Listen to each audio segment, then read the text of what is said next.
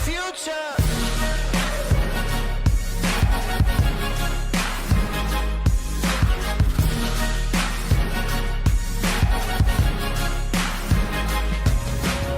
You're gonna wanna get ready. You're gonna wanna get ready. You're gonna wanna get ready. Get ready. Get ready. Get ready.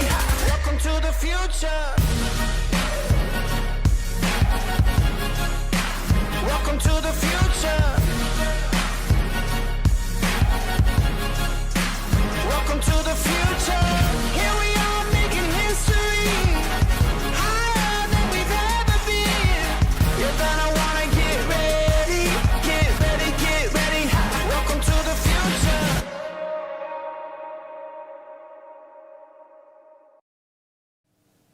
Hello there, Adrian McDonald, Delltechnologies EMEA, here to express the sheer excitement in our organization of partnering with Prisma-analytics on the Edain project. Delltechnologies was built to help organizations large and small to innovate with data. And I am joined today by two of my colleagues, Todd Lieb, the Vice President of Strategy and Solutions, and secondly, Mark Mulvaney, the EMEA Hybrid Cloud Lead, in order to discuss how Dell Technologies is helping Prisma-analytics to drive Edain on a global basis. Firstly, a few words about Dell Technologies. Why are we so committed to and well suited to this project? Well, firstly, it is the purpose of Dell Technologies to create technologies that drive human progress. Surely the most well-aligned of philosophies with Prisma-analytics and Edain. Secondly, we bring many natural benefits. Dell Technologies is a $94 billion organization, growing at 13% based on first half numbers this year, with 160,000 professional team members globally in 184 countries. In the past 3 years, we spent over $15 billion primarily on software development and the development of high-performance analytics, clearly well suited to the intentions of this project. We are focused on driving customers' needs to truly innovate with data. We're focused on their need to win in the digital age, their need to drive cyber resilience, and their need to change the nature of cost of bringing this new digital world to reality. So, ladies and gentlemen, let me finish as I started. Dell Technologies is committed to helping the world innovate with data through Edain. We look forward to the next step. Well, thanks, Adrian. Really appreciate the warm introduction.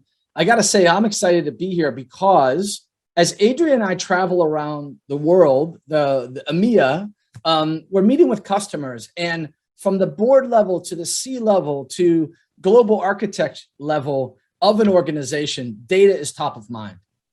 And the reason is because of the digital acceleration that has happened over the past couple of years.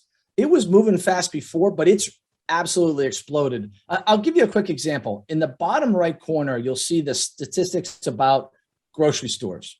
I was meeting with a grocery customer, actually a customer that mostly does retail, and they were introducing a grocery capability to their business. They basically had about 2,000 stores, and they were going to roll those stores out over a 2 to 3 year period. Well, COVID hit, and they rolled out all of them in about 4 months. That acceleration is happening everywhere across every industry. And what's driving it is this idea of data. Now, when you look at that number of 96%, there's a couple things I'm going to call out here. The first is 96%. We rarely ever see that level of agreement. The second that I would call out is the second word, I guess I would call out, is ability. The ability to analyze, collect, store data is then tied to the third thing I'd call out, which is survival. So we have unbelievable agreement that the ability to do this type of activity is tied to survival. It used to be that you get a competitive advantage, you get some kind of benefit and maybe a position in the marketplace. Those rules have changed. And as we go into the data era, the other thing that's happening is a reversal of what we've been experiencing over the past series of years, which is let's take everything that's distributed out in the regions or out in the factories or whatever it is, let's bring it into a central data center. Let's consolidate. That is absolutely going the opposite direction now. It's going to the edge. So we're not only going to the edge with compute and data, but we're taking decision-making real time to that edge. That changes the rules, and it makes things like Prisma's Knowledge Vault capabilities even more critical to the success that businesses are going to have over time. And if I think back, or if I sit back and think about Dell, Adrian mentioned at the beginning our level of R&D investment. It's incredible. We invest more than some of our competitors' revenue. And what we're doing is we're investing in, obviously, the capabilities we have today and improving them, but we're investing for the future. Things like AI and ML, things like 5G, the edge, which I just talked about, and then the cloud and security, top of mind for everyone. This is just a short list, but these are technologies and enablers, if you will, of this data era that are in play and that we are investing in heavily, including partnering with companies like Prisma along the way. So if I fast forward and I say, okay, what does the data lifecycle look like when a customer is trying to do data analytics? Well, you see the list here in the circle, and you see that Dell is actually investing and has the ability to help in every single segment. But today we're going to focus on the bottom right. We're going to talk about the Delltechnologies cloud and how it is an enabler for the Knowledge Vault, for the Edain project, and what Prisma-analytics is doing today as well as tomorrow. So Mark, welcome to the conversation. Why don't you take us through this essential data platform? Thanks a million for that, Todd. And hello, everybody. I'm Mark Mulvaney. I'm delighted to talk about Prisma-analytics and the Dell collaboration. Myself and the wider team have been working on this for the last couple of months, working with Dr. Hardy and team to understand what the requirements for this essential data platform to provide that engine for the Global Knowledge Vault. And, you know, when Dr. Hardy presented the challenge to me, myself and the wider team thought this was pretty interesting, because when we look at the scope that's involved in this project, the ability to provide insight across data from a global perspective is obviously massively interesting to myself and the wider team. And I was delighted to be working with, on our team from the Dell side, Rob Saunders, our principal data architect, Kevin Jones, one of our PowerFlex architects, and Kalis and the engineering team on PowerFlex. And of course, I have to mention our proof of concept team in the solution centers, Sarah and Rich and the wider team. I'm delighted to represent everybody today on this and just give a brief insight into some of the learnings we've had over the number of months with the Prisma-analytics team. When we look at the scope and the size of some of these environments, you know, a country-size situation room, to look at all of the data, for example, for traffic, for health, whatever it might be, it's clear that whatever platform we talk about, whatever solution we look at to power this environment has to be scalable, has to be able to handle very large environments, but also small environments, because when we look at situation rooms, these situation rooms are not necessarily going to be fixed. They could be a mobile situation room in a truck or some kind of ship or environment. And really what we're looking at is a platform that can work independently of the size of the environment that's required. So this is really why we as a team looked at the entire Dell portfolio, but we came up with PowerFlex as a really strong contender for this platform going forward. Now, why did we choose PowerFlex as a basis for the Global Knowledge Vault?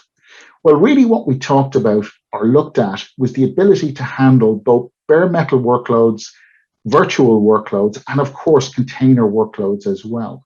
So that flexibility to look at this long-term and look at the requirements long-term.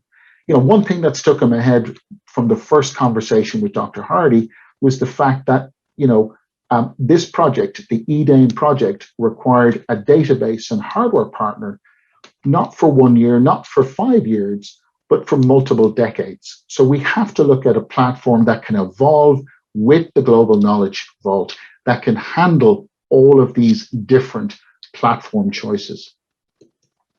But in addition, we also need flexibility around what type of operating systems that are supported. So whether that be open source, whether that be virtualization, whatever it might be, we need a flexible platform that would support all of these. Now, from a workload perspective, it is fair to say that T-SQL is what is focused on for a lot of customers today, but that's not going to be always the case in the future. And what we're looking at is a platform that can evolve and leverage those new database approaches. We also need the capability to expand and work from a cloud native perspective right from the get-go. Todd mentioned in his session that this is about imagining a platform from a cloud perspective. And as we know, cloud isn't a place. Cloud is an operating model. What we're talking about here is automation, orchestration, self-service, scale up, scale down, and metering. And again, if we look at what the Global Knowledge Vault attempts to do, and the ability to provide this environment in almost any situation, that flexibility is going to be key. Therefore, the platform has to match that flexibility. So, when we talk about the agility, we're talking about providing agility at the software layer. We're talking about a platform, in this case, PowerFlex, that will allow us to have that agility and fully support an API-driven approach. So when we look at PowerFlex as a solution, it's fully supported for all of the common automation tools that we may leverage, whether that's Ansible, Terraform, or whatever it might be. But it really is about providing a platform going forward that can scale with a solution of this importance and this magnitude.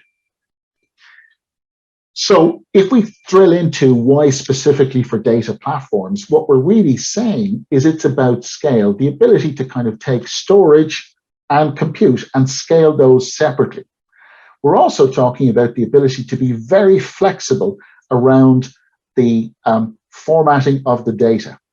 But also we need performance. One thing that screams loud for me with this project is it's all about performance. So the ability to deliver millions of IOPS and hundreds of gigs throughput is massively important. And also that scale piece, when we talk about the benefits of hyperconverged and that linear scaling, that's really important. But again, some of the challenges we have with traditional or even hyperconverged architecture is really around the area of being stuck to a particular format. And again, PowerFlex takes us away from that. It allows us to do hyperconverged. It also allows us to scale out storage and compute separately. And really, we're committed to providing this as a hybrid cloud platform. In other words, the ability to leverage public or private cloud and the ability to provide a platform, not only from a physical perspective, but something that can grow to suit the needs of the Edain project. So we talked about SQL. Let's talk about SQL for a second, just to give an idea in real terms of the type of performance we have seen, because again, the PowerFlex solution is a core product for Dell Technologies. Dell Technologies is responsible both for the software engineering and the hardware engineering for this particular product. Why is that important? Well, again, huge amounts of data today are in T-SQL format. So when we talk about traditional SQL for a second, the ability to deliver massive performance is really important. As you can see there, when we look at TPC benchmarking, 8.4 million SQL Server transactions with a latency of 1 millisecond or less. That is on an 8-node environment. And really what we're talking about is linear scale here, the ability to scale out in this environment. But it is fair to say that SQL isn't the only answer, or at least SQL, as we thought of it in the past, isn't the only answer. So from our perspective, we've been engaged in a POC, proof of concept, with Prisma on this platform over the last couple of weeks. And we've seen some really interesting results that we're going to provide later around the type of performance we're seeing, whether it's 1 terabyte data load, 5 terabytes data load, 10 terabytes data load, or even 30 terabytes data load. And obviously, what we're doing ongoing is to work with larger and larger data sets, because again, we have to prove the ability to deliver this at very large scale. So what we're talking about really is reimagining SQL. We're really talking about taking a new open source container-based approach. What we're really looking at here is big data clusters. And we're leveraging SQL because, again, most of the data we're talking about, at least now, will be in T-SQL. However, we are looking at HDFS for the ability to scalably handle that data. But if you look at the left-hand side, we're also looking at Polybase to allow the ability to connect with external data sources. So what we're really doing is reimagining SQL here and reimagine a hardware platform. Not being constrained from a hardware perspective when we talk about storage or compute, the ability to scale those dynamically. But then when we talk about the real infrastructure going forward, which of course is containers and Kubernetes, we're talking about the ability for that software to scale with the hardware. And really what we're exploring, we're looking at the ability to combine T-SQL with HDFS for scale and the ability to leverage Spark for queries at scale as well. And we're really embracing both open source and SQL to deliver this solution. Now, again, it's important to understand this takes time. But again, as Dr. Hardy said to me, this is about a commitment over a serious amount of time and committing a lot of resources to this project to ensure that it's successful. So really, I suppose the summary for me is it's been a really engaging 6 months working with Dr. Hardy and team. I'm really delighted by all of my colleagues who've been involved in this, Kevin, Rob, and all of my other colleagues, Kalis and the POC team. And really, without the solution center and the ability to provide globally resources that we can test these environments and really test them to destruction, we wouldn't be able to undertake this type of innovation together. So I'm really delighted to be working with Dr. Hardy and team. We continue to work with Dr. Hardy and team. And thanks for listening. And I'm going to hand back over to Adrian.